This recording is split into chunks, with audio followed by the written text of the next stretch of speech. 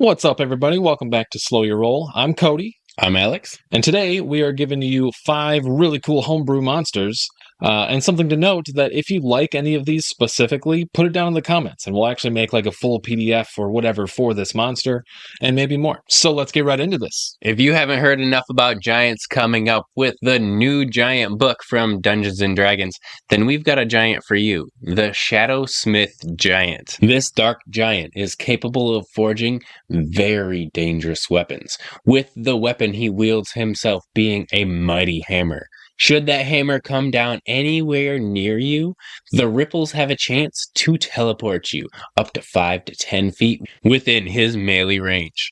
That would be so detrimental. Even if you think you avoided that hit, you're no longer flanking him. Even if you happen to make the save of the teleport, you still have a chance of getting tripped or entangled from the shock waves. And that's not to mention, he's a giant. He'll probably squish you with that hammer too. But being a giant of the Shadow Realm, he'll be able to inflict necrotic damage while also creating illusions emerging from the shadows. You can't even trust your own. And that's not to mention his most terrifying ability of all, being able to teleport within the shadows. Can you imagine if he just fell backwards into his own shadow and appeared in yours? Terrifying. That's so cool. That's awesome. That was almost like a chills moment. It's like, whoa. But that's a couple of ideas for the Shadowsmith Giant. If you like that, make sure to leave it down below. We might even have a PDF for you.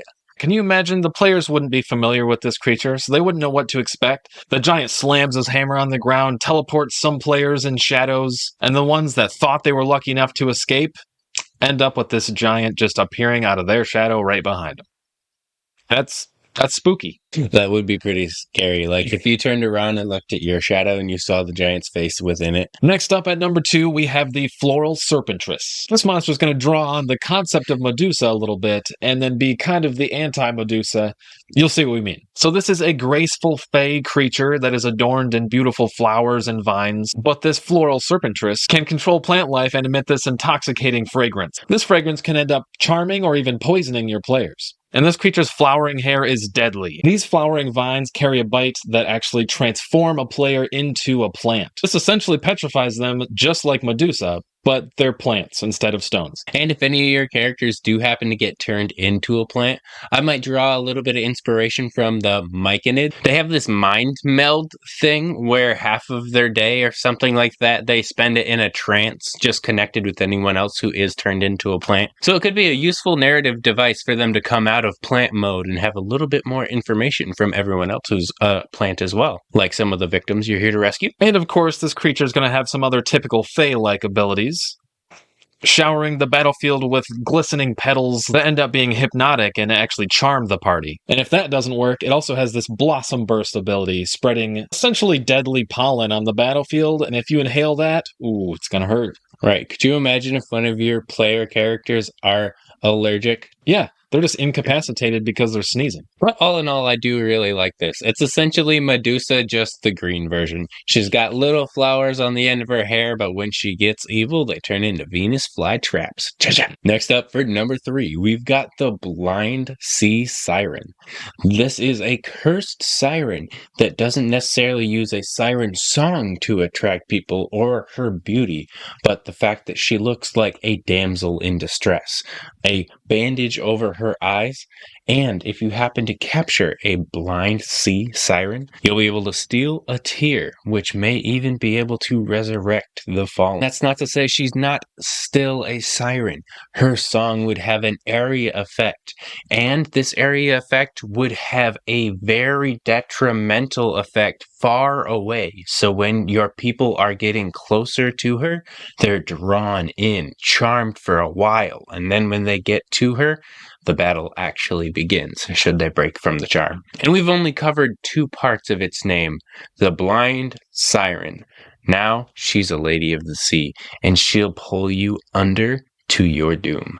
Don't forget, drowning is always going to be deadly, and she'll help you do it. Yeah, she's essentially your new tutor if you're going to school to learn how to drown. Swimming instructor, except she's got the magazine out. Next up at number 4, we have the Quartzback Tortellin. This giant, ancient, turtle-like creature holds a shell entirely made of quartz on its back.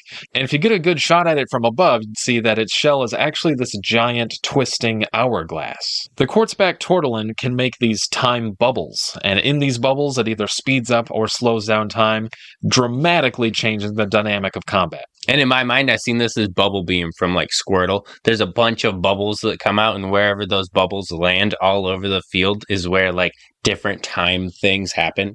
So like 20 bubbles happen all over the field on a 5-foot square, and then this one's fast, this one's slow, and only the turtle would know. But this turtle doesn't just shift the sands of time, it also has control over actual sand, as it is an earth elemental as well. This gives the creature a breath weapon attack, essentially, that is just a massive sandstorm that it plummets out towards the players. This could go either way. It could be terribly damaging like a breath weapon, or it could just be terribly disorienting as the players can't even see. It'd be essentially like fog cloud. And this is your perfect chance to introduce a little bit of chip damage. If there is actually a sandstorm going on, it's possible that your players would have disadvantage or take like a d4 of damage per round. And of course, if you hit the turtle in the wrong spot, its shell is going to deflect a lot of damage or just have a crazy high AC.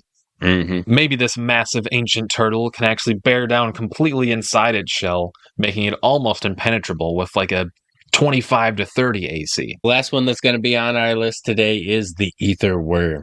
This worm can slide in and out of different realities, essentially having a home in the void, crossing between different astral planes.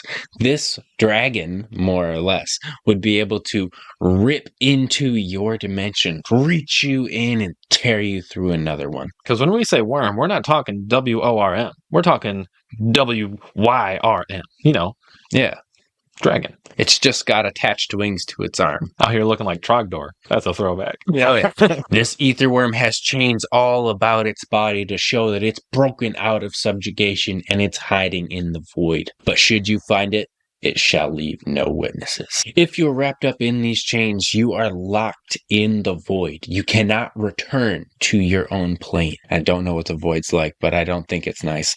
No. And I know my players would just be sweating hearing about that. So when this creature attacks you with its melee abilities, it actually divides your body between planes. And you have to make a save.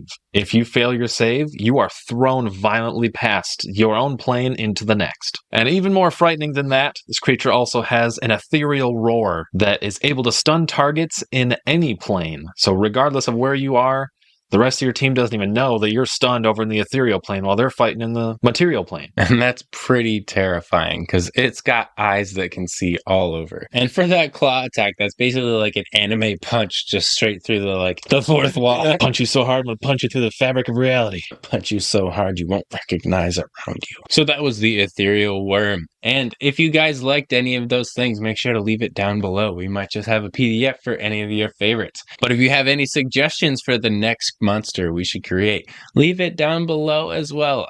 This is one of our favorite things to do.